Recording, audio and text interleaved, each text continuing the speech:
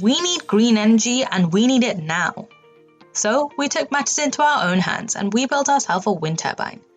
So let's go on ahead and take a look at some of the constraints we had to consider. The turbine should rotate clockwise when viewed from the wind direction. The maximum CP should be obtained at a TSR of between 3 and 8. Testing will take place at 4 different speeds, and the turbine must be produced as a single part using 3D printing in a box of the following dimensions. A 3-bladed turbine design spanning the full diameter allocated was decided early on in the design process to give a good balance between manufacturability and performance under the given design constraints. The design tip speed ratio selected was 90% of the optimal TSR for 3-bladed turbines. This 10% reduction in TSR was decided later on in the design phase to reduce the large deflection at the blade tip that we are seeing here. The aerofoil cross-sections considered were the SG6043 and SG6040, chosen due to their high maximum lift coefficient, low drag, and smooth stall curve at a Reynolds number of 50,000. The SG6043 is quite thin, and it's not compatible with the printing resolution constraints at smaller blade tip sections. So, with that in mind, we decided to blend it with a similar but thicker SG6040 aerofoil at the outermost 15% length of the blade. How exactly do we start? With theory. So I need to read all of these, but we'll summarize it for you. First, do you know Newton's third law? Or, how does a wind turbine work? Good! For our design, we use blade element momentum theory, also known as BEM. First, with momentum theory, we have a simple disk that stops the wind flow. With this disturbance set up in our flow field, the lost energy is captured by our wind turbine. There is, however, a limit for the maximum obtainable power coefficient, which is 16/27, or about 0.592. This is what the local flow field looks like for a section of the blade. To represent the disturbances in wind flow, I need to first introduce the axial induction factor A and the tangential induction factor A'. After some algebra, momentum theory gives us expressions for thrust and moment. The second part of BEM is a blade element theory. We discretize the turbine blade into n sections, which are our blade elements, and we look at the aerodynamic forces generated by each of them. The generated pressure force can be separated into a normal and a tangential component relative to the turbine plane. With this information, blade element theory gives us expressions for thrust and moment. We then take these two theories, equate them, and after some simple algebra, we can solve for A and A'. And this is the central idea of BEM theory. Notice the circular dependence of these parameters. This calls for an iterative method, which means coding! The theory was implemented in MATLAB with this algorithm. Let's take a closer look.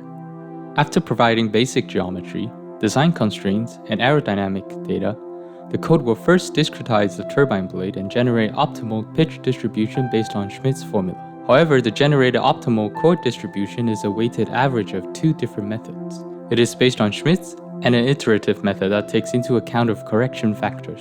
We had to take a weighted average because the chord distribution generated by the iterative method approaches 0 near the blade tip, and it is impossible to manufacture. Thus, the weightage was decided based on the 3D printing resolution. The angle phi is calculated from basic geometry with this equation. With a given angle of attack, CL and CD could be interpolated from existing data. CN and CT are simply resolved resultant forces. With the forces computed, the new induction factors are updated and corrected with both Prandtl and Glaude's corrections. This loop is done until both induction factors converge. After convergence, the aerodynamics code will output the optimal geometry of the turbine blades and force distributions that will be used for structural analysis code. Once we settled upon a final design, we employed Q-blade to verify the aerodynamics involved. Compared to our simulation result, Q-blade result has lower TSR and RPM, but overestimates the CP value. From there, we moved on to the structural aspect of the turbine.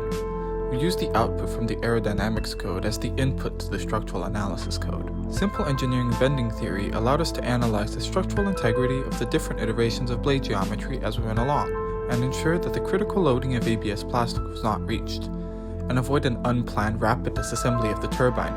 The results of this analysis for the final design iteration showed that the stresses due to bending were way larger than the centrifugal stresses. Still, superposition showed us that the maximum tensile and compressive stresses experienced were well below the critical yield of ABS.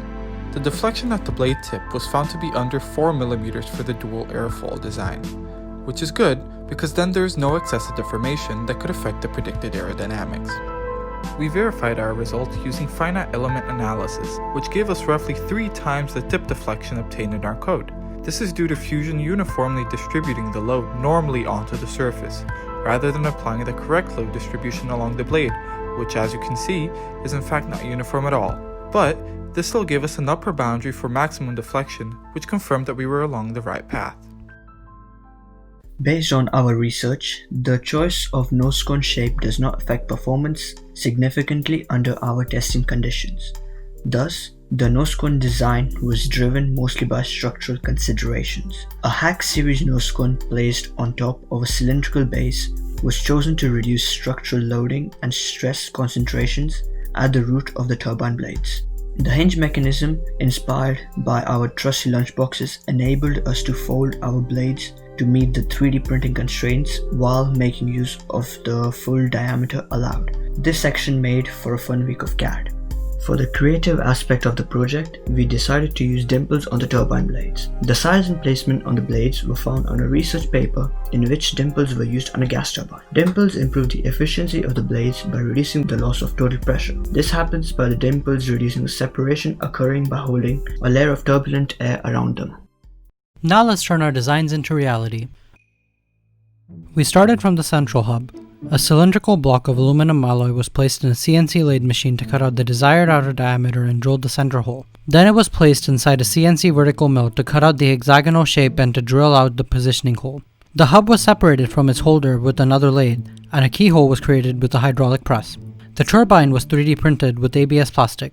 We sanded the inner surface of the nose cone to increase surface area for gluing and fill the gaps in the hinges with epoxy. Finally, after having sanded the turbine to the best of our abilities, we applied acetone to the entire surface to improve surface smoothness.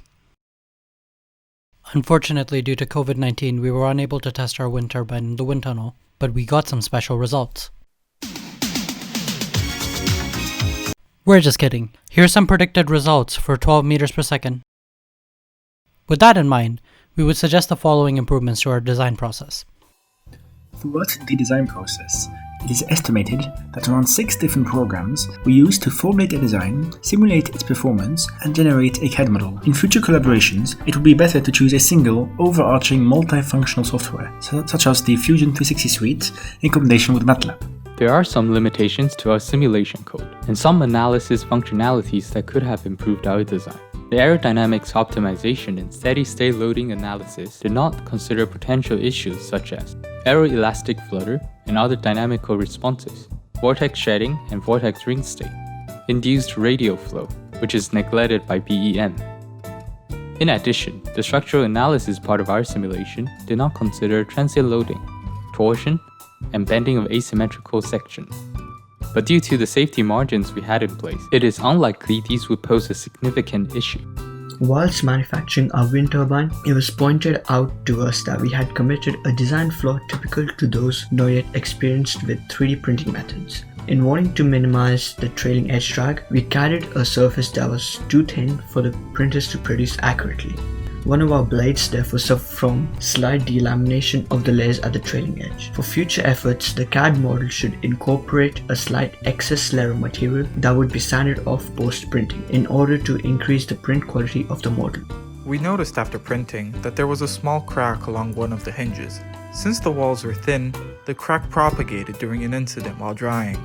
So in the future, the hinge walls should be made thicker so as to avoid this issue. So we're nearly done here, but as a final point, preliminary efforts to predict performance were made using QBlade software and an in-house developed MATLAB script. But we think a higher degree of accuracy could have been achieved by using tried and tested programs. Our goal for future iterations of this turbine would be to try and predict its performance using FEA or CFD softwares such as Abacus and ANSYS to model both the flow field around the turbine as well as the stresses acting on the blades. We hope you enjoyed our showcase, and compliments to your efforts too. Please wait till the end for a word from our sponsor.